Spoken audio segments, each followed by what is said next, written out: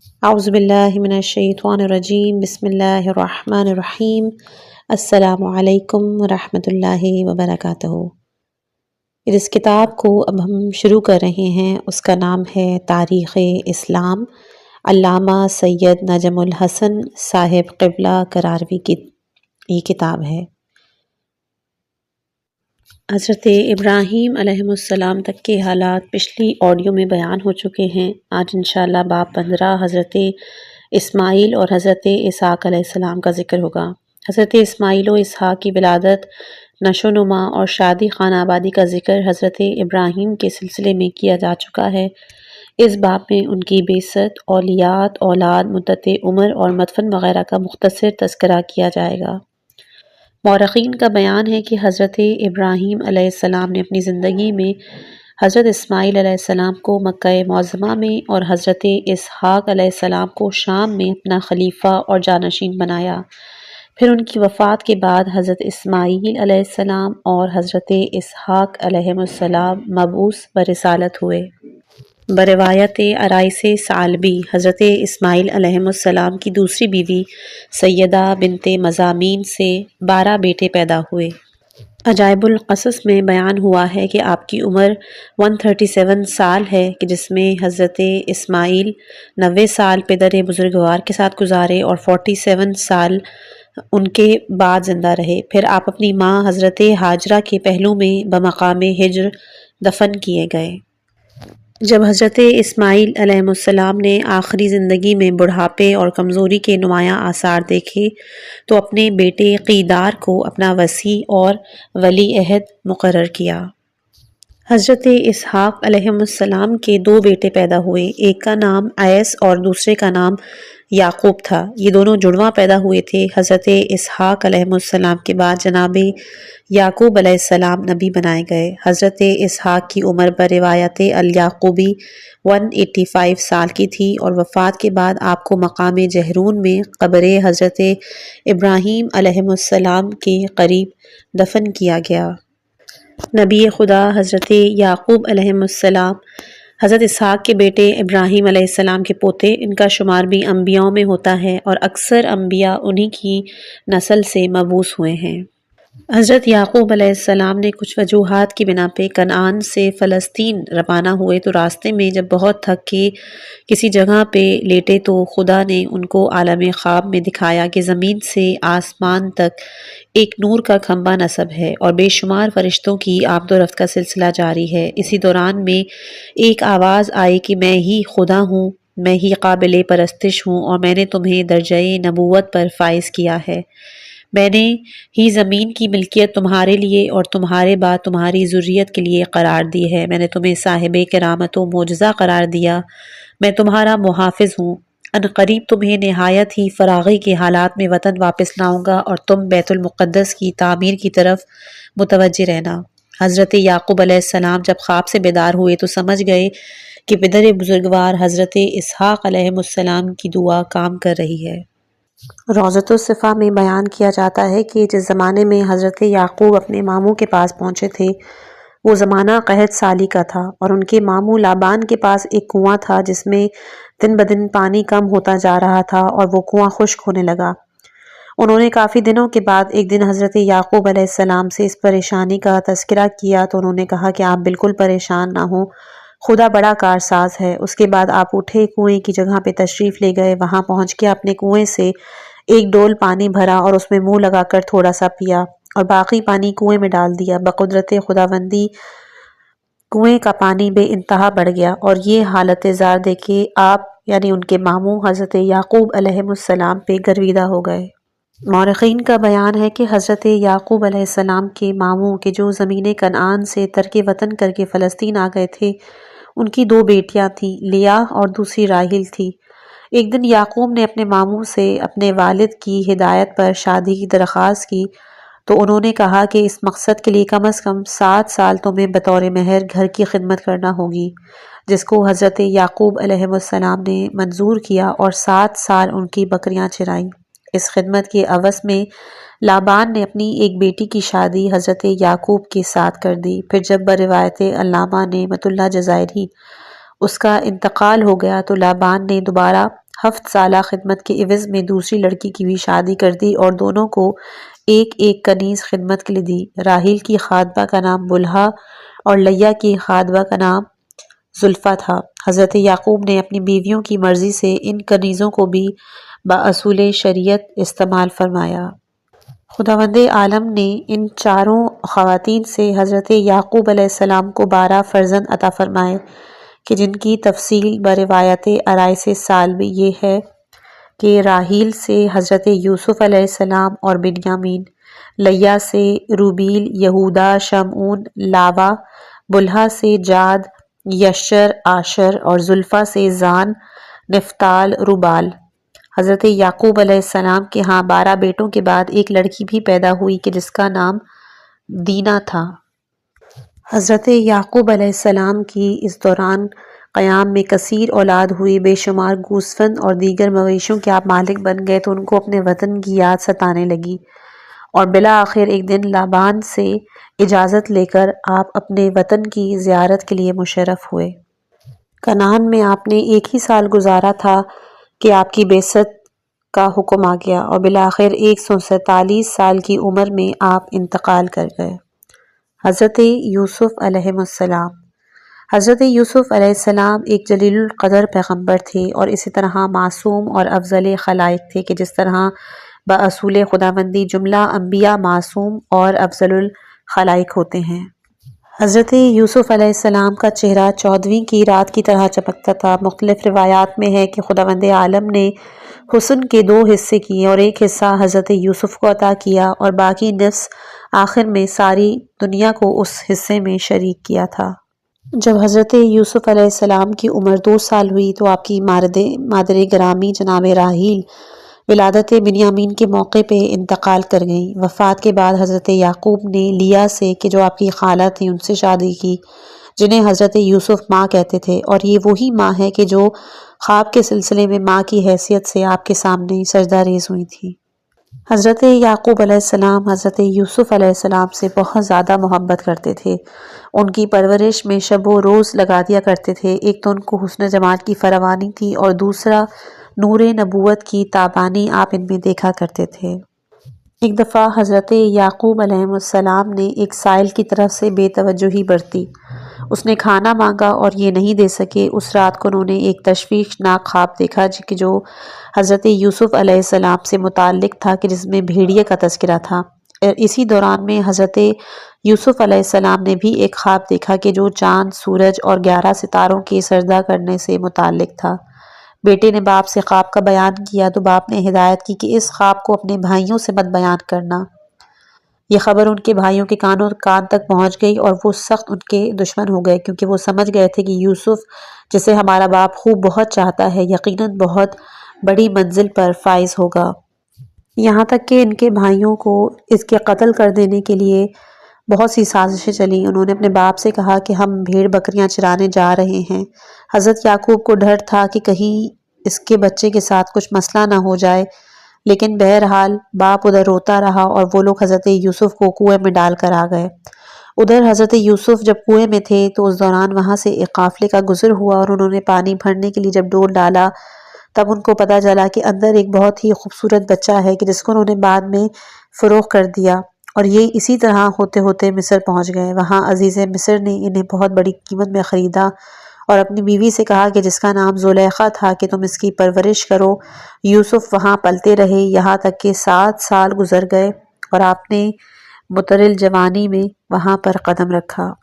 حضرت یوسف علیہ السلام بچپنے میں تو خوبصورت تھے ہی، لیکن جیسی جوانی آئی تو وہ نکھار اور زیادہ بڑھ گیا۔ اس نے ساری دنیا کو دیوانہ بنا گیا اور سب سے زیادہ دیوانہ ان کے حسن کی عزیز مصر کی بیوی زلیخا تھی۔ بالآخر ایک دن اس نے ایک بند کمرے میں اپنی خواہشات نفسانی کو پورا کرنا چاہا، لیکن کیونکہ یوسف علیہ السلام معصوم تھے اس جگہ سے جان بچا کے بھاگے، اور اس بھاگنے کے درمیان میں ان کا دامن ان کے ہاتھ سے نکل گیا اور پھٹ گیا۔ آخری دروازہ جب کھلا تو دونوں نے عزیز مصر کو دروازے پہ کھڑا دیکھا۔ زلیخا نے فوراً سے یوسف پہ الزام لگایا۔ یوسف نے ایک دودھ پیتے بچے کو اپنی صفائی میں پیش کیا اور اس نے اس وقت گواہی دی۔ عزیز مصر مطمئن ہو گیا۔ زلیخا نے خفت مٹانے کے لیے یوسف کو قید کرنے کا مشورہ دیا۔ وہ قید ہو گئے۔ عورتوں نے چرچا کیا کہ زلیخا نے دعوت میں بلایا، یوسف کو سامنے سے گزارا تو سب خواتین نے اپنے اپنے ہاتھ کاٹ ڈالے۔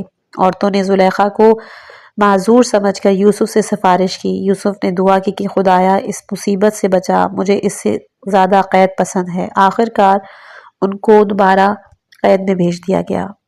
حضرت یوسف علیہ السلام کیونکہ نبی خدا تھے تو آپ وہاں پر یاد خدا بھی کرتے، قیدیوں کی خدمت بھی کرتے اور ساتھ ساتھ لوگوں کے خوابوں کی تعبیریں بھی بتاتے تھے۔ اتفاقاً وہاں پہ 2 قیدی آئے کہ جو سازش کے الزام میں مقید تھے۔ انہوں نے اپنا خواب بتایا اور انہوں نے تعبیر مانگی۔ نتیجے میں ایک چھٹ گیا اور دوسرا دار پہ چڑھ گیا۔ پھر آپ قید سے باہر آئے، آپ کو سلطنت ملی، آپ نے زلیخا کے ساتھ شادی کی۔ پھر قحط پڑا اور آپ کے بھائی غلہ حاصل کرنے کے لیے مصر آئے، آپ نے اپنے بھائیوں کو بھی غلہ دیا، حالانکہ انہی لوگوں نے یوسف علیہ السلام کو قتل کرنے کی سازش کی تھی، کنویں میں ڈالا تھا۔ پھر تھوڑے عرصے کے بعد آپ کا کرتا مصر سے بھیجا گیا اور آپ کے والد کے جو روتے روتے نابینا ہو گئے تھے آنکھوں سے دیکھنے لگے۔ پھر نامہ و پیغام ہوا، حضرت یعقوب علیہ السلام مصر تشریف لائے، آپ کے ہمراہ اولاد سمیت 72 افراد تھے۔ باپ بیٹے میں ملاقات ہوئی، گلے مل کے بے انتہا روئے۔ باپ نے اپنا خلیفہ ان کو بنایا اور پھر وہ خود فوت ہو گئے۔ ان کی وفات کے بعد حضرت یوسف علیہ السلام مبعوث بنبوت ہوئے، مصر وغیرہ میں تبلیغ دین کرتے رہے۔ اسی دوران میں پیغام اجل آیا اور آپ وفات پا گئے۔ زلیخا نے بھی اسی وقت دم دے دیا اور دونوں سپرد خاک کر دیے گئے۔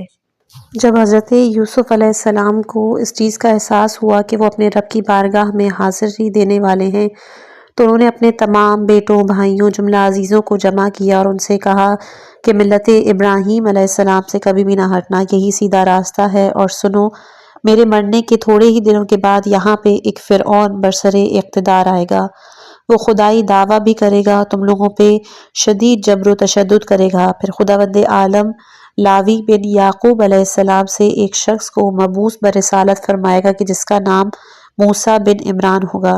پھر مختلف قسم کے حالات کے بعد بنی اسرائیل کو ملک بدر بھی ہونا پڑے گا، تو دیکھو اس وقت میری لاش مصر میں دفن کر دینا اور جب مصر سے موسیٰ علیہ السلام کے ساتھ نکل پڑنا تو اسے ہمراہ لے کر جا کے فلسطین میں قبر آباء و اجداد کے قریب دفن کر دینا۔ اس قسم کی اور دیگر وصیتیں بھی آپ نے کی تھی۔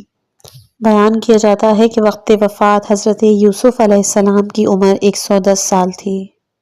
حضرت ایوب علیہ السلام حضرت حضرت اسحاق بن ابراہیم کی اولاد سے تھے۔ آپ کا سلسلہ نسب یہ ہے: ایوب بن اموس بن زارح بن ایوائیل بن ایس بن اسحاق بن ابراہیم۔ آپ کی والدہ حضرت لوط علیہ السلام کی نسل سے تھی۔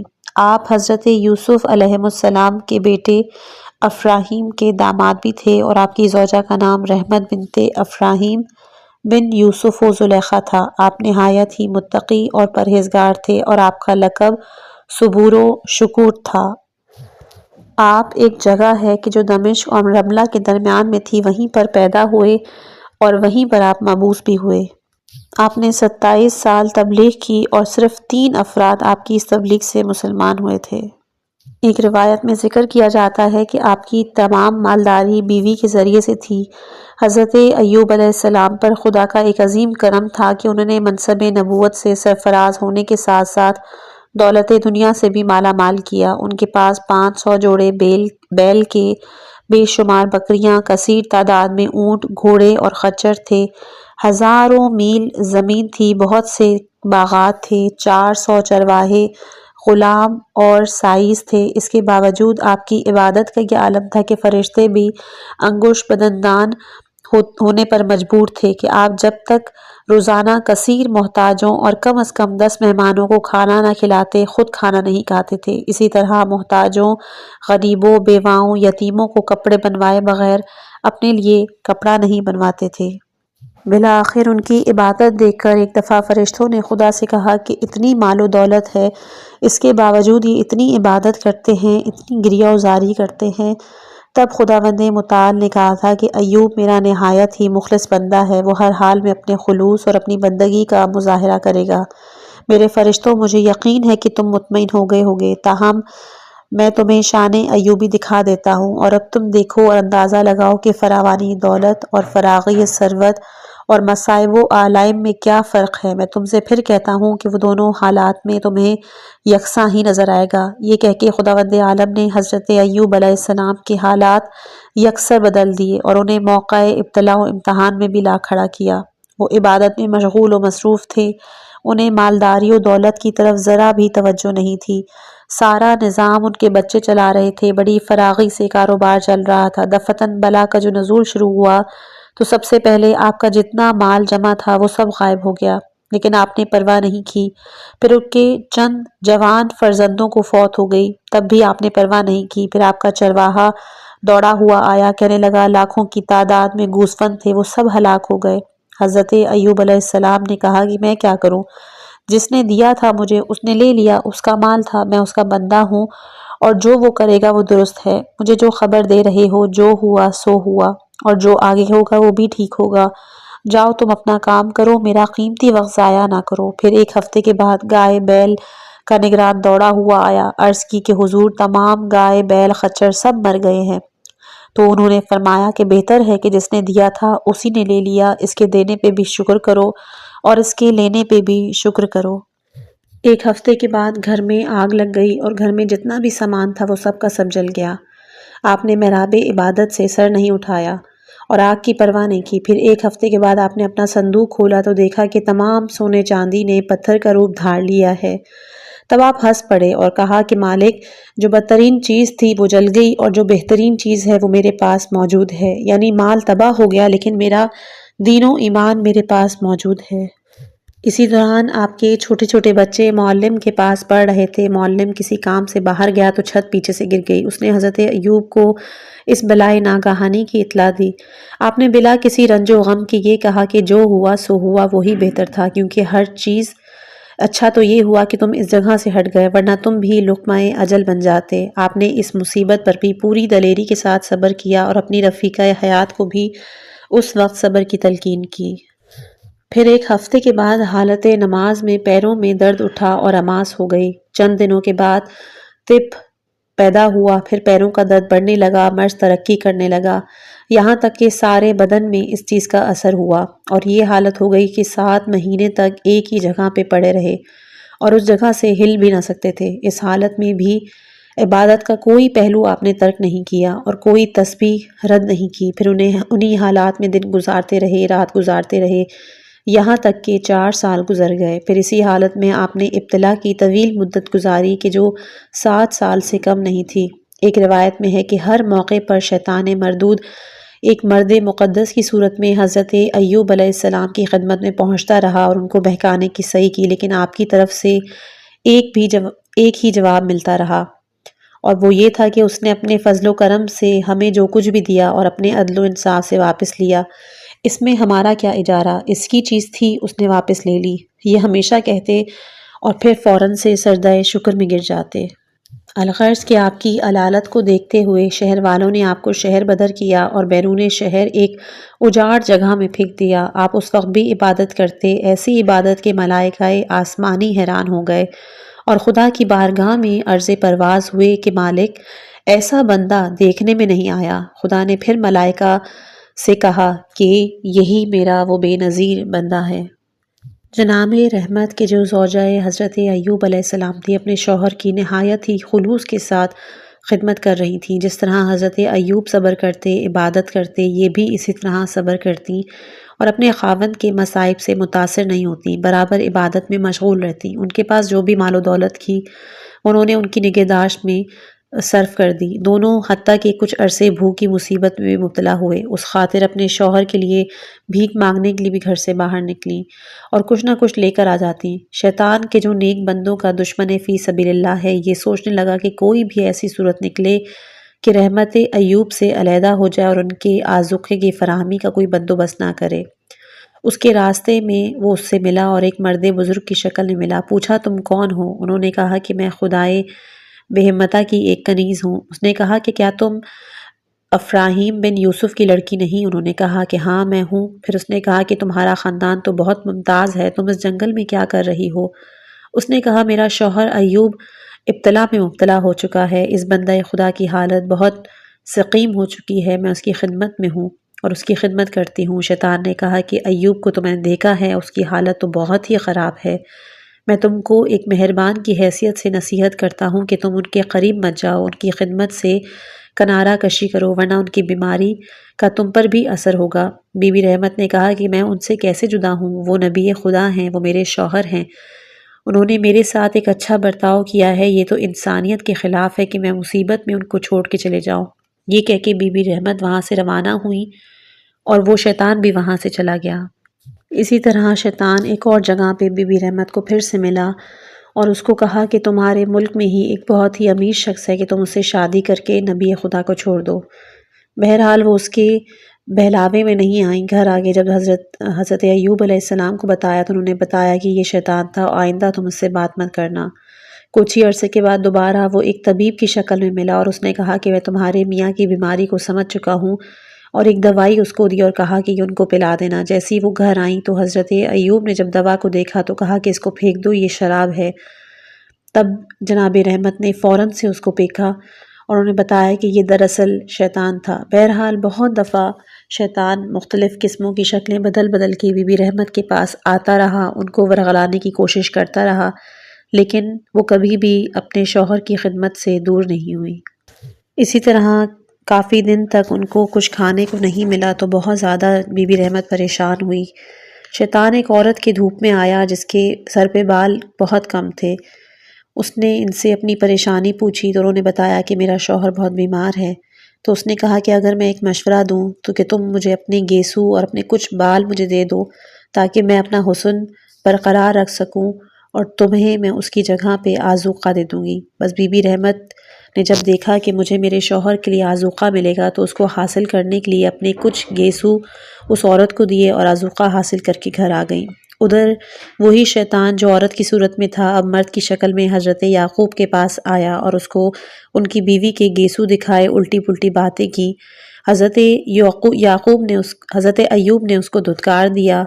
جب بی بی رحمت گھر پہنچی تو انہوں نے دن بھر کی ساری سرگرمی بتائی تو آپ نے کہا کہ وہ عورت نہیں، وہ شیطان تھا، میں تم سے نہیں کہتا کہ شیطان سے بچو۔ غرضے کے شیطان ملعون جناب رحمت کو بہکانے کی صحیح اور کوشش کرتا رہا، اور بی بی اپنے خلوص کی وجہ سے اس کی باتوں میں نہیں آتی تھیں، اور حضرت ایوب مکمل ناسازگار حالات کے باوجود بے پناہ عبادت میں مشغول رہتے تھے۔ ایک دن بی بی رحمت حضرت ایوب کے پاس آئیں اور کیونکہ وہ سب مصائب سے متاثر بھی تھیں تو انہوں نے کہا کہ اگر آپ ناراض نہ ہوں تو میں آپ سے درخواست کروں کہ آپ خدا سے دعا کریں۔ تو انہوں نے ان سے پوچھا کہ مجھے بتاؤ کہ میری عمر کتنی ہے؟ تو عرض کی کہ 80 سال سے کچھ زیادہ ہے۔ تو کہا کہ مجھے خدا سے شرم آتی ہے کہ میں اس حال میں دعائے صحت کروں کہ مدت مرض و ابتلا اس مدت سے کم ہے کہ جس میں میں نے صحت اور عافیت سے زندگی گزاری ہے۔ حضرت ایوب علیہ السلام عہد ابتلا گزار رہے تھے۔ اسی حالت میں انسانوں کو ہی نہیں بلکہ فرشتوں کو بھی حیران کر دینے والی عبادت کی، اور بی بی رحمت حصول آذوقے کے لیے روزانہ آبادی میں جاتی اور کچھ نہ کچھ لا کے حضرت ایوب کی رفیقہ حیات ہونے کا فریضہ ادا کرتی تھی کہ دفعتاً دور ابتلا ان کا ختم ہو گیا۔ مورخین کا بیان ہے کہ جب ابتلا و امتحان کی مدت کو 7 سال 7 ماہ 7 دن اور 7 گھنٹے ہو گئے تو جبرائیل حضرت ایوب علیہ السلام کے پاس آیا اور کہنے لگے کہ خدا نے تمہارے دور ابتلا کو ختم کیا ہے، اٹھو اور فلاں مقام پر داہنے پیر کی ٹھوکر لگاؤ۔ وہ اٹھ کہاں سکتے تھے؟ جبرائیل نے مدد کی اور وہ اٹھ کر مقام معین پر گئے، ٹھوکر لگائی، گرم پانی کا ایک چشمہ جاری ہوا۔ جبرائیل نے کہا کہ اس میں نہا دو، انہوں نے اس میں غسل کیا۔ تمام بیماری کے جو اثرات تھے وہ آہستہ آہستہ جاتے رہے۔ پھر ایک دوسری جگہ بتائی کہ اس مقام پر بائیں پاؤں کی ٹھوکر لگاؤ، انہوں نے ٹھوکر لگائی تو سرد پانی کا چشمہ نمودار ہوا۔ جبرائیل نے کہا کہ اس میں سے پانی پیو، پانی پیا تو اندرونی بیماریوں سے بھی شفا یاب ہو گئے اور آپ کا جسم اپنی حالت اصلی سے بھی بہتر صورتحال میں آ گیا۔ اتنے میں جناب رحمت روضۃ الصفا کتاب میں لکھا ہوا ہے کہ وہ وہاں پہ پہنچی اور ان دونوں سے کہنے لگیں کہ اس جگہ پر میرا ایک مریض پڑا ہوا تھا، وہ کہاں گیا ہے؟ کہ حضرت جبرائیل نے کہا کہ اگر تم اس مریض کو دیکھو گی تو پہچان لو گی۔ اس دوران حضرت مسکرائے، بی بی نے ان کو پہچان لیا اور فوراً سجدہ شکر میں گر گئیں۔ پھر یہ لوگ واپس اپنے گھر آئے۔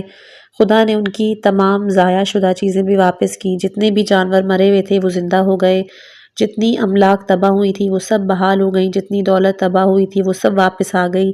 بکریاں کہ جو گندم اور جو بوریاں جو کہ گندم اور جو سے بھری ہوئی تھی، سونے اور چاندی، وہ سب کے سب واپس آ گئے۔ ان کی تمام اولاد زندہ ہو گئی۔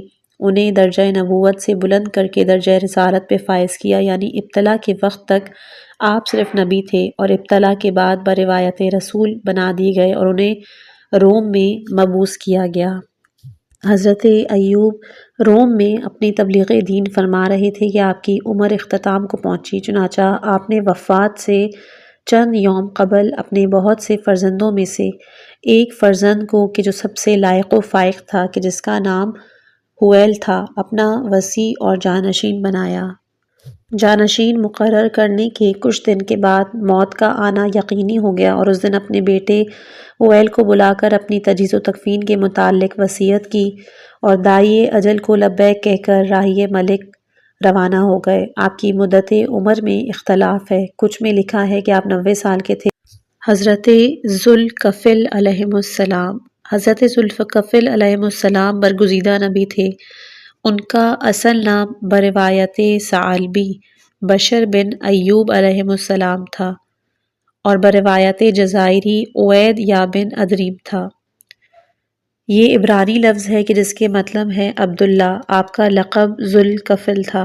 آپ کو ذوالکفل کیوں کہا جاتا ہے، وہ آپ کا لقب کس طرح قرار پایا، اس کے متعلق بھی بہت سی روایات ہیں۔ ایک روایت میں ہے کہ آپ نے ایک نبی کی ہدایت اور احکام کی کفالت کی تھی۔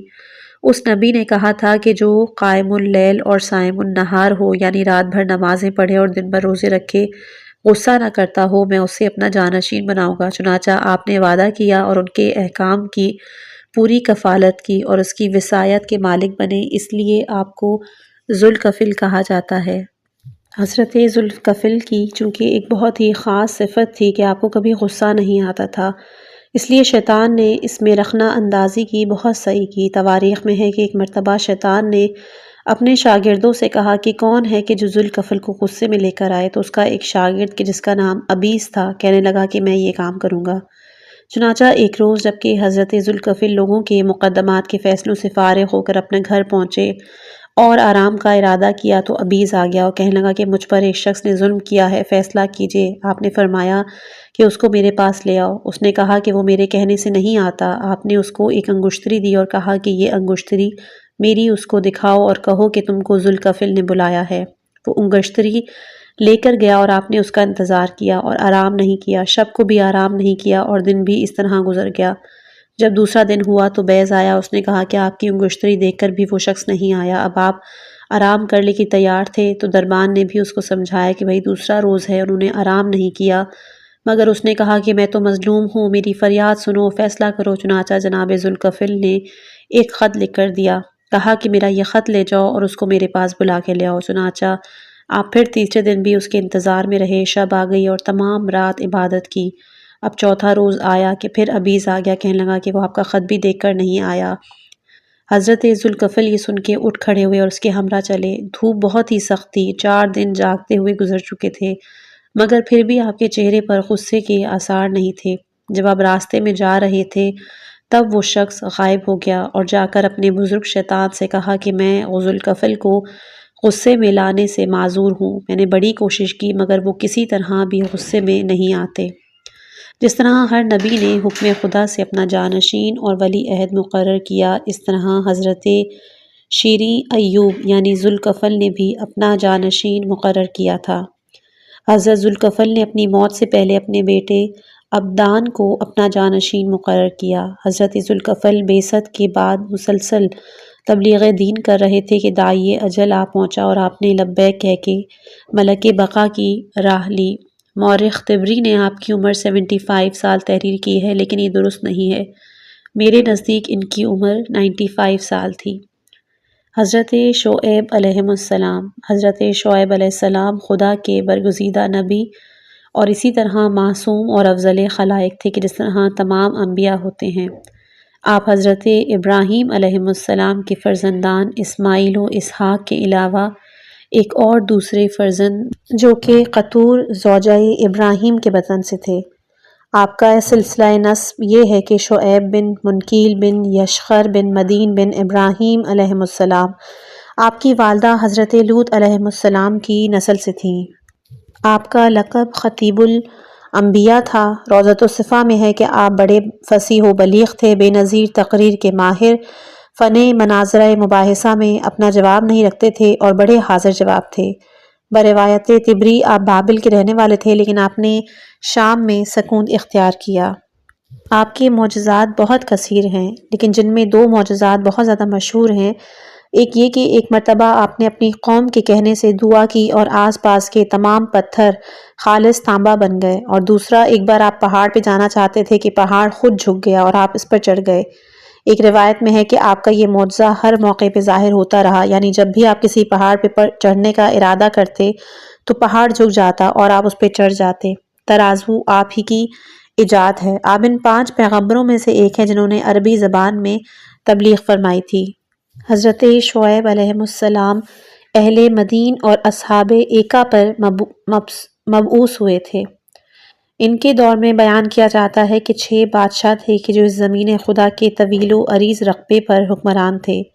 مقام مدین حضرت ابراہیم علیہ السلام کے فرزند مدین بن ابراہیم کے نام سے موسوم ہوا۔ طبری میں ہے کہ یہ دونوں مقامات ولایت شام میں واقع ہیں اور عرب اسماعیل آباد ادھر سے ہی پھیلی ہے۔ ایک روایت میں اصحاب ایکا کے متعلق بتایا جاتا ہے کہ وہ ایک جنگل میں رہتے تھے اور وہاں جنگلی اونٹ، بارہ سنگھے اور ہرنوں کے گلے رہتے تھے، اور یہ سرسبز جنگل تھا، اس میں گھنے اشجار اور نباتات تھے، اور یہاں سے ایک راستہ رقیم اور فلسطین کو بھی جاتا تھا۔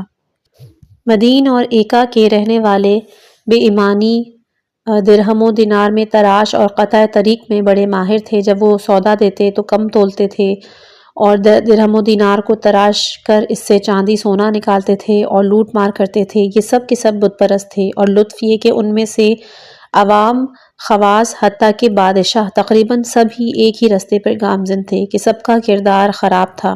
خدا نے انہیں بڑی فراغی دے رکھی تھی، یہ دولت کے نشے میں کسی اچھی بات کی طرف دھیان نہیں دیتے تھے۔ حضرت شعیب علیہ السلام کو خدا نے اسی مقام مدین پہ مبعوث فرمایا اور حکم دیا کہ ان لوگوں کو ان کے ناشائستہ حرکتوں سے روکا جائے اور اسلام کی طرف دعوت دی جائے۔ حضرت شعیب نے حکم خدا کے مطابق ان کو خدا کے بارے میں بتایا اور ان سے کہا کہ ایک خدا کو مانو، زندگی اور موت کا مالک وہی ہے، ان پتھروں کو خدا مت بناؤ۔ ان کے اس اعلان سے صرف علاقہ مدین میں ہی نہیں بلکہ دور دراز مقامات تک عام چرچا ہونے لگا، اور بیان کیا جاتا ہے کہ مدین اور اس کے اطراف کے باشندے ان پر ایمان لانے لگے۔ یہ حالات دیکھ کر مدین کے جو بڑے بوڑھے تھے ان کی کوشش تھی کہ لوگوں کو قابو میں لائیں، چنانچہ انہوں نے بہت بڑے بڑے گروہ بنائے اور مدین کے اطراف میں جا کر وہ لوگ بیٹھ جاتے تھے، اور باہر سے ہر آنے والے کو شعیب کے خلاف اچھی اور بری باتوں سے وہ لوگ بہکایا کرتے تھے۔ حضرت شعیب علیہ السلام کو کہ جب ان کی حرکت معلوم ہوئی تو آپ نے بہت ہی بڑا جلسہ منعقد کیا کہ جس میں ان کو دوبارہ دعوت دی اور یہ بھی بتایا کہ اگر تم دعوت قبول نہیں کرو گے تو جس طرح قوم نوح، لوط اور ہود مبتلا عذاب میں ہوئے تھے، اسی طرح تم پر بھی عذاب آئے گا۔ ان لوگوں نے اس عذاب کے حوالے سے بہت زیادہ مذاق اڑایا۔ حضرت شعیب کے بار بار حوالہ عذاب کو سن کر وہ لوگ تمسخر کے انداز میں کہا کرتے تھے کہ تم اپنے خداؤں کو چھوڑنے کے لیے ہم تو تیار نہیں، تمہاری نبوت کو بھی ماننے کے لیے ہم آمادہ نہیں ہیں، جس راستے پر ہم چل رہے ہیں اس سے بھی ہم ہٹنے کو تیار نہیں ہیں۔ اب جو تم بار بار عذاب عذاب کرتے ہو تو بلا لو اپنے عذاب کو۔ یہ سن کے حضرت شعیب نے دستے بدعا بلند کی کہ میرے پالنے والے، ہمارے اور ان کے درمیان تو ہی فیصلہ فرما، کیونکہ یہ اب کسی کی بات کو ماننے کے لیے تیار نہیں، میں انہیں راہ راست پر لانے کی ہر کوشش کر چکا ہوں۔ بالآخر حضرت جبرائیل نازل ہوئے اور حضرت شعیب سے کہنے لگے کہ تم اپنے ماننے والوں کو لے کر اس زمین سے باہر چلے جاؤ، کیونکہ ان قریب عذاب آئے گا۔ حضرت شعیب علیہ السلام اپنے ماننے والوں کو لے کر کہ جن کی تعداد مختلف روایات میں ہے 1700، وہ مدین سے لے کر ان کو روانہ ہوئے، اور جس ٹائم وہ جا رہے تھے تو اہل مدینہ تمسخرانہ طور پر ان لوگوں پر ہنسنے لگے، کہتے تھے یہ لوگ پاگل ہو چکے ہیں، انہیں عذاب دکھائی دے رہا ہے اور یہ جا رہے ہیں۔ حضرت شعیب مقام مدین سے روانہ ہو کر ایکا میں پہنچنے ہی والے تھے، یعنی ابھی ایک فرسخ گئے تھے کہ اہل مدین پر عذاب الہی کا نزول شروع ہو گیا۔ آسمان سے تند و تیز شدید گرم ہوا کی آمد ہوئی اور 7 شبانہ روز جاری رہی۔ اس ہوا نے تمام چیزوں کو کھولار دیا اور اس کی گرمی سے بے شمار افراد ہلاک ہو گئے۔ سخت زلزلہ اس کے ساتھ آیا اور گھر برابر سب گر گئے اور لوگ ہلاک ہو گئے۔ کچھ لوگ وہاں سے بھاگ کر ایکا کی طرف چلے گئے تاکہ وہاں پناہ لیں، اور وہ لوگ جو ہی گھر سے نکلے روانہ ہوئے، تپش نے ان کے بدن کو بھون دیا۔ زمین پر پاؤں رکھتے تھے تو گوشت پک کر زمین پر لگ جاتا تھا۔ آخر کار یہ سب منتشر ہو رہے تھے۔ خدا نے ایک مقام پر ایسا کیا کہ ایک ابر سایہ ظاہر کیا۔ یہ لوگ سمجھے کہ بارش کا ابر ہے، وہ سب کے سب اس کے نیچے آگے جمع ہو گئے۔ انہیں سایہ ابر بہت غنیمت معلوم ہو رہا تھا۔ جب سب کا اجتماع ہو گیا تو اس میں سے آگ برسی اور سب جل کر خاکستر ہو گئے۔ پھر خدا نے مدین کے ان باشندوں کو جو وہیں پڑے تھے ایک ہیبت ناک تیز آواز کے ذریعے سے واصل جہنم کر دیا۔ حضرت شعیب علیہ السلام تقریباً 1500 مسلمان لے کر مقام ایکا میں گئے تھے۔ پھر خداوند متعال نے حکم دیا کہ تم لوگ واپس مدین چلے جاؤ اور تبلیغ کا سلسلہ جاری رکھو۔ چنانچہ آپ مدین گئے۔ روایات میں بیان کیا جاتا ہے کہ آپ نے مختلف اپنے رسول بنائے، حتیٰ کہ ایک مکمل نظام بنایا۔ روایات میں ہے کہ آپ نے یہ اصول مرتب کیا کہ 10 آدمیوں پر ایک افسر، پھر 100 آدمیوں پر ایک افسر، پھر 1000 آدمیوں پر ایک افسر مقرر ہوا۔ اس طرح آپ کا عمل جاری تھا۔ آپ عوام کے نظام کی بھی ذمہ دار تھے، لوگوں کے فیصلے بھی کیا کرتے تھے۔ تاریخ سے یہ نتیجہ نکلتا ہے کہ آپ تبلیغ کے ساتھ ساتھ حکومتی نظام کو بھی چلا رہے تھے۔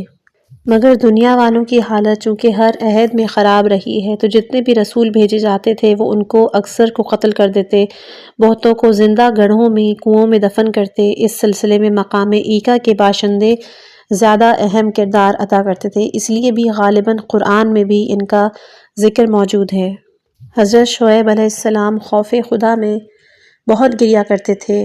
نزول عذاب کے بعد انہوں نے 12 سال بے پناہ گریا کیا۔ آخرکار جبرائیل آ کے کہنے لگے کہ اے شعیب، اگر تم جنت کے لیے روتے ہو تو جنت تم پر واجب ہے، اگر جہنم کے خوف سے روتے ہو تو جہنم سے تمہیں آزادی ہے۔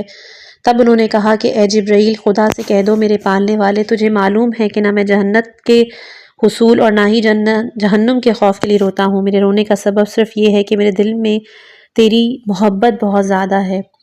یہ سن کر وحی ہوئی کہ اے شعیب، میں نے تم کو اس کے صلے میں اپنے کلیم موسیٰ جیسے نبی کو تمہاری خدمت کے لیے معین کر دیا ہے۔ وہ ان قریب تمہاری خدمت میں پہنچ کر اس فریضے کو عہدہ برا ہوں گے۔ حضرت شعیب مدین میں تبلیغ و عبادت میں مصروف تھے کہ حضرت موسیٰ علیہ السلام مصر میں فرعون کو راہ راست پر لانے کی سعی کر رہے تھے۔ آخر مومن آل فرعون جناب حزقیل نے کہ جو فرعون مصر کے چچا زاد بھائی تھے اور دل کی گہرائی میں ایمان کا نور چھپائے ہوئے تھے، حضرت موسیٰ علیہ السلام سے کہا کہ آج فرعون کے سارے گھرانے نے مل کر یہ فیصلہ کیا ہے کہ جس صورت سے ہو سکے موسیٰ کو جلد سے جلد قتل کیا جائے، لہٰذا آپ اس شہر سے کچھ دنوں کے لیے کسی اور طرف چلے جائیں۔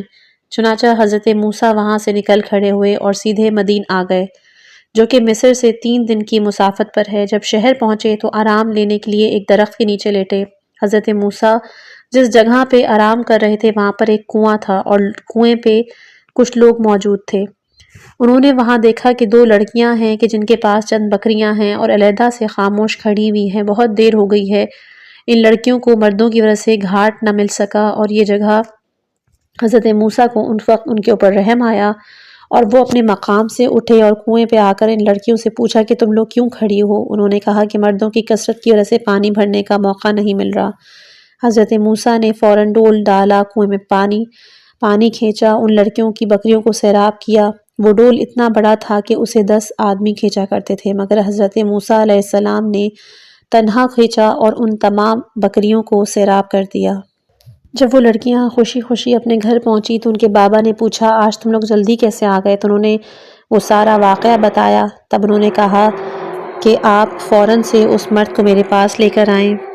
حضرت شعیب اور حضرت موسیٰ جب آپس میں ملے تو ان کی ایک لڑکی نے ان کو مشورہ دیا کہ بابا یہ بہت ہی ایماندار شخص ہے، ہم کیوں نہ اپنی بکریاں چرانے کے لیے اس کو ملازم رکھ لیں۔ حضرت شعیب علیہ السلام نے حضرت موسیٰ سے کہا کہ میں اپنی ایک لڑکی کی شادی تمہارے ساتھ کر دوں گا اگر تم 8 یا 10 سال میری خدمت کرو گے اور میری بکریاں چراؤ گے اور گھر کا بھی کام کرو گے۔ حضرت موسیٰ علیہ السلام نے اس کو منظور کیا اور 10 سال کا وعدہ کر کے خدمت شروع کی۔ جب 10 سال پورے ہو گئے تو حضرت شعیب نے اپنی لڑکی سفورہ کی شادی حضرت موسیٰ علیہ السلام کے ساتھ کر دی۔ پھر وہ وہیں داماد کی حیثیت سے بھی رہنے لگے۔ چند دنوں کے بعد بروایت تاریخ کہ وہ حاملہ ہوئیں اور ایک لڑکا ان کو پیدا ہوا کہ جس کا نام اجیر سول رکھا گیا۔ پھر تھوڑے ہی عرصے کے بعد پھر حاملہ ہوئیں اور پھر ایک اور لڑکا پیدا ہوا کہ جس کا نام علی ازر رکھا گیا۔ حضرت موسیٰ علیہ السلام کو مدین میں رہتے ہوئے 39 سال 1 ماہ 1 ہفتہ ہو گیا تو آپ حضرت شعیب سے رخصت ہو کر اپنی بیوی بچوں کو لے کے مصر پہنچے اور پھر اس کے بعد وہیں رہنے لگے۔ حضرت شعیب علیہ السلام تھوڑا عرصہ ان کے ساتھ بھی رہے تو انہوں نے دیکھا کہ حضرت موسیٰ کو آرام نہیں ہے۔ وہ صبح سے شام تک نظام مملکت کی استواری، عوام کی خدمت، مقدمات کے فیصلے میں لگے رہتے ہیں۔ اس سے متاثر ہو کر انہوں نے ان کو ایک مشورہ دیا کہ اس طرح نظام قائم کرو کہ ہر 10 افراد پر ایک، ہر 100 افراد پر ایک اور 1000 افراد پر ایک دیانتدار، ایماندار، لائق و فائق شخص کو مقرر کیا جائے اور اپنے متعلقہ حلقے کا نظام درست ہو، مقدمات کے فیصلے ہوں، دیکھ بھال ہو جائے گی۔ حضرت موسیٰ نے اس نظام کو پسند کیا اور مصر میں اس قسم کا نظام رائج کیا۔ میرا خیال ہے کہ دنیا کا نظام جو اسی اصول پہ قائم ہے وہ حضرت شعیب علیہ السلام کے ارشاد کا نتیجہ ہے۔ حضرت شعیب علیہ السلام اپنی جانشینی کے فرائض اپنے داماد حضرت موسیٰ علیہ السلام کے سپرد کر کے مکہ معظمہ چلے گئے اور وہاں پہنچ کر 220 سال کی عمر میں انتقال کر گئے۔ حضرت موسیٰ علیہ السلام خدا کے برگزیدہ نبی تھے۔ قرآن مجید میں جس قدر آپ کا ذکر اور آپ کے حالات کا تذکرہ ہے کسی اور نبی کے متعلق قرآن میں تذکرہ نہیں آیا ہے۔ خداوند متعال نے آپ کو تیسرے نمبر پر اولو العزم نبی بنایا۔ اولو العزم نبی صرف 5 ہیں کہ جن کو خداوند متعال نے شریعت دی تھی۔ ان میں اول حضرت نوح علیہ السلام، دوسرے حضرت ابراہیم علیہ السلام، تیسرے حضرت موسیٰ علیہ السلام، چوتھے حضرت عیسیٰ علیہ السلام اور 5ویں حضرت خاتم النبیین حضرت محمد مصطفیٰ صلی اللہ علیہ وآلہ وسلم ہیں۔ آپ کا سلسلہ نسب موسیٰ بن عمران بن یسر بن کاہت بن لاوی بن یعقوب بن اسحاق بن ابراہیم خلیل اللہ ہے۔ اس زمانے کا فرعون اپنی بدکرداری، بدعملی، ظلم پروری اور نمرود سرکشی میں مصروف و مشغول تھا۔ ایک شب اس نے خواب میں دیکھا کہ فلسطین شام کی طرف سے بھڑکتی ہوئی آگ مصر کی طرف بڑھ رہی ہے اور نہایت تیزی سے سب کو جلا رہی ہے اور تھوڑی ہی عرصے میں سارے مصر کو قبطیوں سمیت جلا دیا اور اس آگ کی زد سے بنی اسرائیل مطلقاً بچ گئے۔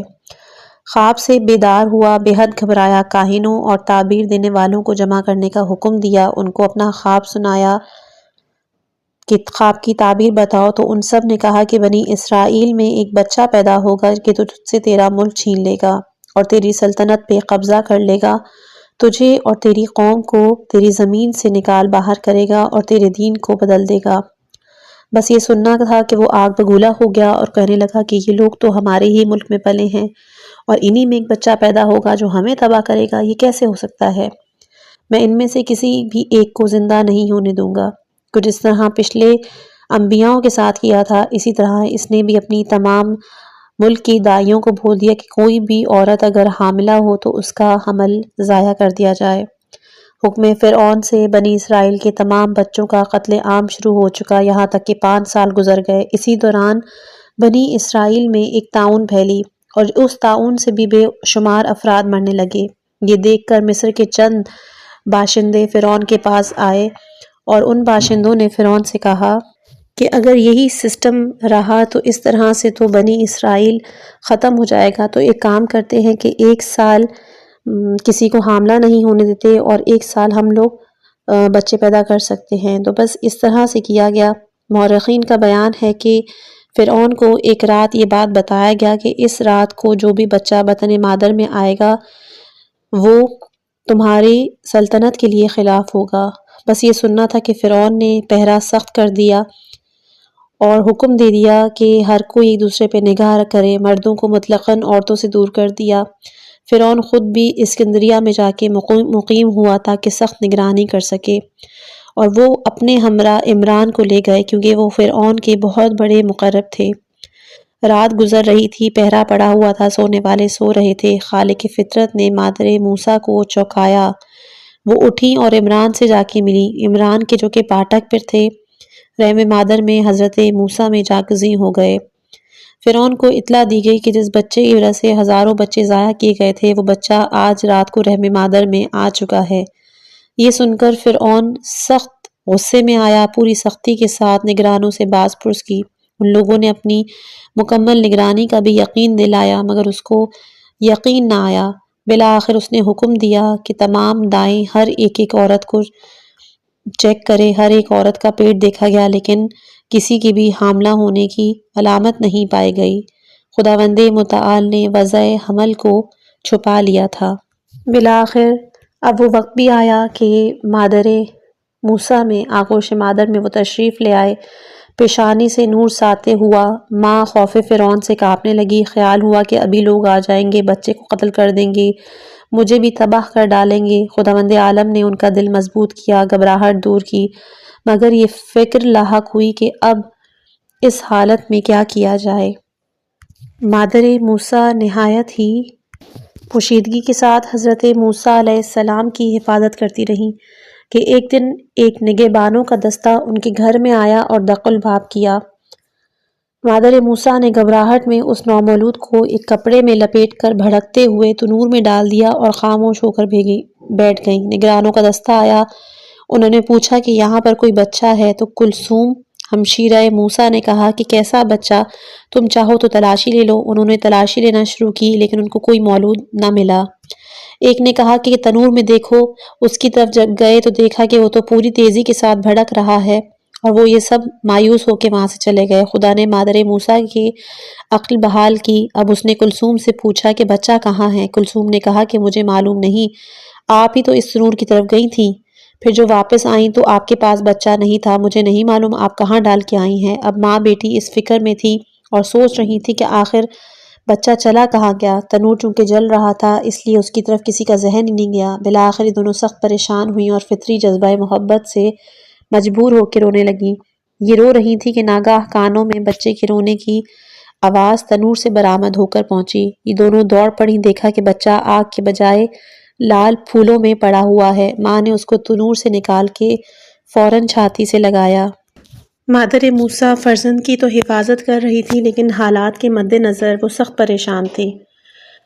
چنانچہ ان کے دماغ میں خیال آیا کہ کیوں نہ ایک تابوت بنا کر اس میں بچے کو چھوڑ دیا جائے۔ چنانچہ وہ اس عزم سے ایک نجار سے ملی کہ جس کا نام حزقیل بن صبور تھا۔ اس کو تابوت بنانے کے لیے بولا تو اس نے پوچھا کہ تم تابوت کا کیا کرو گی؟ تو انہوں نے کہا کہ ایک لڑکا پیدا ہوا ہے، اس کو میں چھپاؤں گی۔ وہ آدمی سیدھا اپنے گھر سے نکلا اور جلادوں کے پاس چلا گیا جو بنی اسرائیل کے بچوں کو قتل کر رہے تھے۔ نجار جب ان لوگوں کے پاس پہنچا تو گونگا اور بہرا ہو گیا۔ اس نے ہر چند ان لوگوں کو اشارے سے سمجھانے کی کوشش کی مگر وہ کامیاب نہیں ہو سکا۔ بالآخر اس کے افسر نے کہا کہ یہ پاگل ہو چکا ہے، اس کو مار کر یہاں سے نکال دو۔ انہوں نے اس کو مار پیٹ کر کے نکال دیا۔ وہ بہت سخت پریشان ہوا اور جب واپس اپنے گھر آیا تو اس کی زبان کھل گئی۔ تب یہ سمجھ گیا کہ فرعون کہ جس بچے کو تلاش کر رہا ہے وہ یہی بچہ ہے اور یہ وہ پیغمبر ہے کہ جو سلطنت فرعون کو تباہ کرے گا۔ لہٰذا وہ شخص مومن ہو گیا اور اس کا دل نور توحید اور ایمان سے منور ہو گیا۔ اس نے تابوت بنا کے مادر موسیٰ کے حوالے کیا۔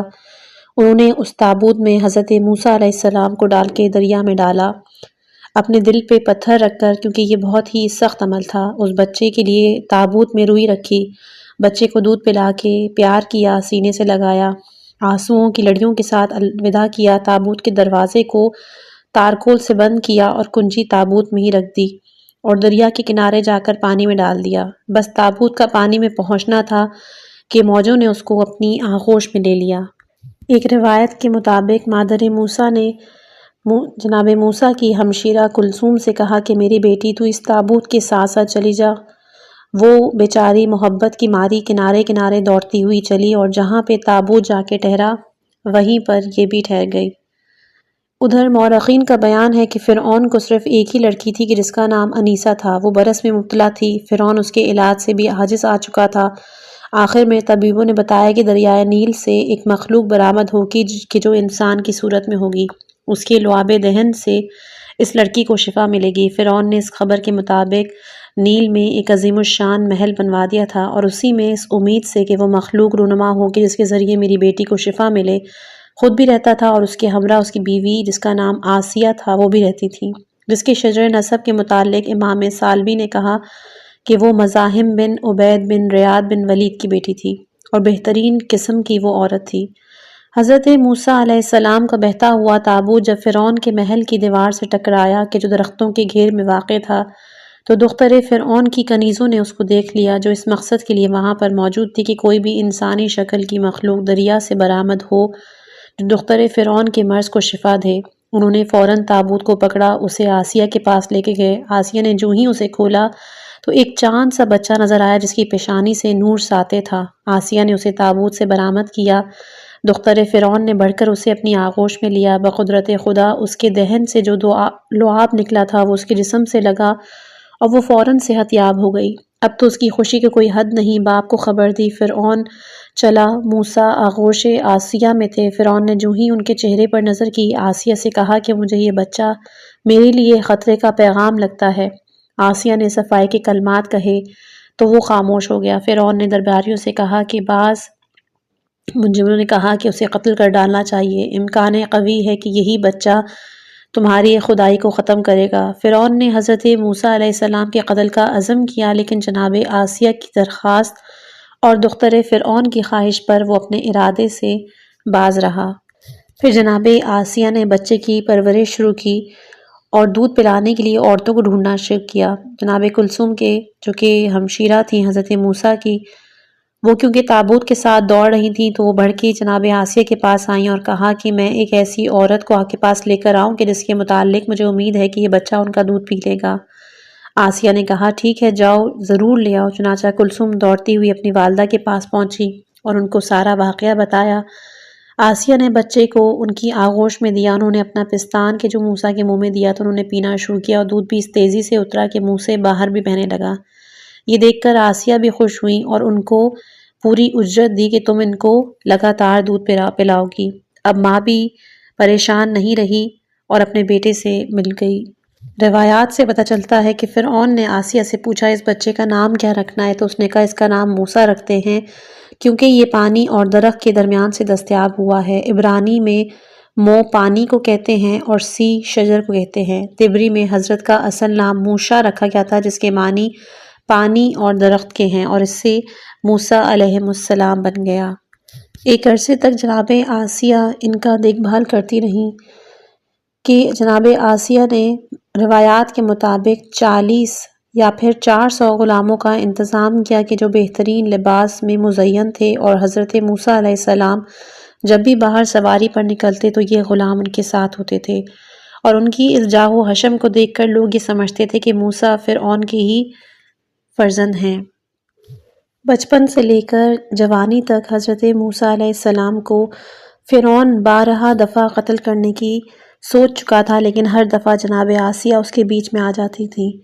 لیکن اب جو کہ حضرت موسیٰ بڑے ہو رہے تھے اور ان کو فرعون کا جو انداز تھا وہ پسند نہیں آتا تھا، وہ ہر چیز میں جب داخل ہوتے تھے تو اس وقت وہ ہمیشہ یہ فیصلہ کر لیتا تھا کہ اب میں ضرور اس کو قتل کروں گا۔ جب فرعون نے حضرت موسیٰ علیہ السلام کے قتل کا قطعی فیصلہ کیا تو حزقیل کہ جو مومن آل فرعون تھے، جناب حزقیل فرعون کے خالہ زاد بھائی تھے اور اس کی سلطنت کے خزانچی بھی تھے۔ یہ ان 3 بزرگوں میں سے ایک ہیں جنہوں نے زندگی میں اس وقت جبکہ دنیا کافر تھی ایک لمحے کے لیے بھی کفر اختیار نہیں کیا۔ جناب حزقیل کہ جو اس وقت دربار میں موجود تھے وہاں سے اٹھے اور آ کے حضرت موسیٰ سے ملے، ان سے کہا کہ آپ کے قتل کا فیصلہ ہو چکا ہے، لہٰذا آپ اپنے تحفظ اور بچاؤ کی فکر کریں۔ یہ سن کے حضرت موسیٰ علیہ السلام کہ جس حال میں تھے مصر سے ایک طرف کو روانہ ہو گئے، انہیں یہ معلوم نہیں تھا کہ کہاں جا رہے ہیں۔ وہ جس وقت روانہ ہوئے تھے نہ ان کے پاس ذات تھا، نہ راحلہ تھا، نہ کسی قسم کا کوئی بندوبست، وہ بس ایک ہی طرف چلے جا رہے تھے۔ جب بھوک لگتی تھی تو گھاس پات کھا لیتے، رات کو جنگل میں سو جاتے۔ بالآخر ایک دن ایک سوار نمودار ہوا۔ اس نے بروایت سالبی انہیں مدین کے راستے پہ لگا دیا، یہاں تک کہ 7 دنوں کے بعد آپ وہاں پر پہنچ گئے۔ ایک روایت میں ہے کہ مصر اور مدین میں 8 منزلوں کا فاصلہ تھا، ایک میں ہے کہ 7 دنوں کا راستہ تھا، اور ایک روایت میں ہے کہ 3 دنوں کا۔ حضرت شعیب کے پاس سے جب آپ دوبارہ عازم مصر ہوئے تو آپ نے جناب شعیب سے اجازت چاہی اور اپنی آل اور احوال کو لے کر وہاں سے نکلے۔ جس رات کو آپ طور سینا کے قریب وارد ہوئے بہت سخت سردی تھی اور آپ کے اہل و عیال سردی سے کانپ رہے تھے۔ اسی اثناء میں آپ کی بیوی کو درد ذہ بھی شروع ہوا۔ حضرت موسیٰ سخت حیران ہوئے اور پوری گھبراہٹ میں ادھر ادھر دیکھ رہے تھے۔ ناگہاں ان کی نظر کافی دور ایک روشنی میں پڑی۔ انہوں نے اپنی بیگم سے کہا کہ تم ادھر ہی ٹھہرو، میں آگ لانے کے لیے جا رہا ہوں۔ چنانچہ آپ رواں ہوئے اور چند منٹوں میں وہ آگ ایک درخت میں سے نکل رہی تھی وہاں تک پہنچے۔ جب اس درخت کے قریب پہنچے تو دیکھا کہ آگ بہت تیز ہے اور درخت کی ہر شاخ میں روشن ہے۔ حضرت موسیٰ علیہ السلام نے چاہا کہ آگ لے لی جائے، لیکن اس مقصد کے لیے جب بھی ہاتھ بڑھایا تو وہ آگ بلند ہو گئی۔ کئی بار کرنے کے بعد بالآخر آپ وہاں سے مایوس ہو کر پیچھے پلٹے تو درخت سے آواز آئی، اے موسیٰ۔ حضرت موسیٰ نے لبیک کہا مگر کسی کو نہیں دیکھا۔ 3 بار یہی کیفیت ہوئی، پھر آواز آئی، اے موسیٰ میں ہی تمہارا اور سارے عالم کا رب اللہ ہوں۔ یہ سن کے حضرت موسیٰ علیہ السلام کے اوسان جاتے رہے، بدن کانپنے لگا، سجدے میں گر پڑے۔ آواز آئی، گھبراؤ نہیں، میں تمہارا رب ہوں، تم وادی مقدس میں ہو، اب اپنا دل بال بچوں سے خالی کر کے صرف میرے ہو جاؤ۔ میں نے تمہیں نبوت دے دی ہے اور اب میں جو وحی کروں وہی تم کرو۔ پھر توریت کا نزول شروع ہوا کہ جو 4 آسمانی کتابوں میں سے ایک ہے۔ یہ کہنے کے بعد پوچھا کہ اے موسیٰ تمہارے ہاتھ میں کیا ہے؟ عرض کی پالنے والے میرے ہاتھ میں ڈنڈا ہے، میں اس پہ تکیہ کرتا ہوں، اس سے اپنی بھیڑوں کو ہنکاتا ہوں اور بھی اس سے بہت سے کام لیتا ہوں۔ تو ارشاد خداوندی ہوا کہ اسے زمین پہ ڈالو۔ حضرت موسیٰ علیہ السلام نے تعمیل کی عصا زمین پر گرتے ہی بہت بڑا اژدہا بن گیا اور وہ اس کی ایسی ہیبت تھی کہ موسیٰ جھجکے۔ آواز آئی، ڈرو نہیں، میں اسے پھر اس کی اصلی حالت میں کر دوں گا۔ اچھا اسے اٹھا لو۔ حضرت موسیٰ نے اسے اٹھایا تو وہ پہلا سا عصا بن گیا۔ اس کے بعد ارشاد ہوا کہ اپنے ہاتھ کی طرف دیکھو۔ جب نظر کی تو وہ نہایت شدید طور پہ چمک رہا تھا۔ یہ 2 نمایاں معجزات قدرت نے عطا فرمائے تو حکم دیا کہ تم فرعون کی طرف جاؤ اور اس کو ہدایت کرو، اب وہ حد سے بڑھ گیا ہے اور سخت گمراہ ہو چکا ہے۔ حضرت موسیٰ علیہ السلام جب طور سینا سے واپس آئے تو بروایت سحر کا وقت تھا، تو بیوی نے پوچھا کہ اتنی دیر کہاں تھی؟ آپ تو آگ لینے گئے تھے۔ تو کہا میں بارگاہ خالق میں تھا، آگ تو نہیں لایا لیکن نور نبوت لایا۔ صفورہ خوش ہو گئیں اور اس سردی کی تکلیف کو بھول گئیں۔ حضرت موسیٰ علیہ السلام اپنے بال بچوں سمیت مصر پہنچنے والے تھے کہ ادھر خداوند عالم نے حضرت ہارون علیہ السلام کو نور نبوت سے سرفراز فرمایا۔ اس نے ہارون کو وحی کی کہ موسیٰ آ رہے ہیں اور تم ان کے استقبال کے لیے وہاں جاؤ۔ بہرحال وہ ان کے استقبال کے لیے رات کو ہی کھڑے ہو گئے۔ جب حضرت موسیٰ ان سے ملے تو دونوں بغل گیر ہوئے اور فرط مسرت سے رو پڑے۔ پھر بروایت اپنی ماں کے گھر گئے، رات کو وہیں پر قیام کیا۔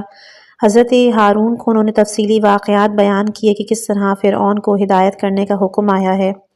3 دن حضرت موسیٰ علیہ السلام سفر کی تھکاوٹ دور کرنے کے لیے وہیں پر رکے، اس کے بعد ہدایت خدا کے لیے فرعون کی طرف گئے۔ رستے میں بہت سے مشکل مقامات آئے لیکن حضرت موسیٰ ہر دفعہ عصا کا استعمال کرتے اور دروازے کھلتے گئے۔ نہ دربانوں کی وہ ہمت پڑی کہ حضرت موسیٰ کو روکے اور نہ ہی شیر اور درندوں سے یہ ہو سکا کہ کوئی ان کے درمیان میں حائل ہو۔ آخر آپ 4 ذی الحجہ کو قصر فرعون تک پہنچ گئے۔ جب کسی بھی طرح سے فرعون حضرت موسیٰ کے سامنے آیا تو حضرت موسیٰ نے کہا کہ اے فرعون، ہوش کے ناخن لے، خدائی صرف خدا کو زیبا ہے، اس کے علاوہ جو دعویٰ خدائی کرتا ہے وہ غلطی پر ہے، اس کا انجام بخیر نہیں ہوگا۔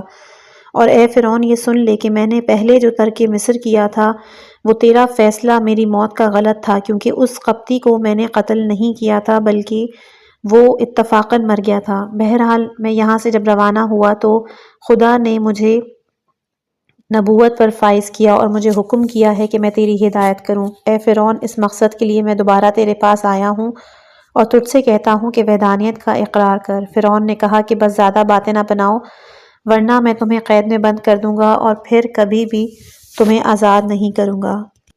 حضرت موسیٰ علیہ السلام نے اپنا عصا زمین پہ پھینکا تو وہ ایک اژدہا بن گیا۔ اس اژدہے کو دیکھ کر بادشاہ وقت حضرت موسیٰ علیہ السلام کے آگے ہاتھ گڑگڑانے لگے کہ موسیٰ مجھے اس سے بچاؤ، مجھے اس سے بچاؤ، تو انہوں نے اس کو پکڑا، وہ ڈنڈا بن گیا۔ اس کے علاوہ انہوں نے اپنے ید بیضا بھی دکھایا۔ اس نے کہا کہ ٹھیک ہے، میں تمہاری باتیں سن کے کم از کم مجھے اتنی مہلت دی جائے کہ میں دوسروں سے مشورہ کروں۔ تو سب سے پہلے اس نے اپنی بیوی آسیہ بنت مزاحم سے مشورہ کیا اور انہوں نے کہا کہ کون عاقل ایسا ہوگا کہ جو موسیٰ کی بتائی ہوئی نعمتوں سے روگردانی کرے۔ اور جب اپنے دیگر سرکاری اہل رائے سے مشورہ کیا تو انہوں نے کہا کہ اب کسی کے سامنے سر جھکانے کا کوئی بھی مطلب نہیں، عرصہ دراز سے لوگ تیرے سامنے سر جھکا رہے ہیں، اب اگر تو نے کسی کے سامنے سر جھکایا تو بہت بری بات ہوگی۔ ویسے بھی یہ موسیٰ نے جادو کیا ہے، تو تم ایک کام کرو، اپنے وقت کے بڑے بڑے جادوگروں کو بلواؤ اور پھر اس سے مقابلہ کراؤ۔ انشاءاللہ کہ اس کے آگے کے جو واقعات ہیں کہ جس میں جادوگر اور فرعون اور حضرت موسیٰ میں جو مقابلہ ہوا تھا وہ اگلی آڈیو میں پیش کیا جائے گا۔ اپنی دعاؤں میں مجھ حقیر کو یاد رکھیے گا۔ والسلام علیکم ورحمۃ اللہ وبرکاتہ۔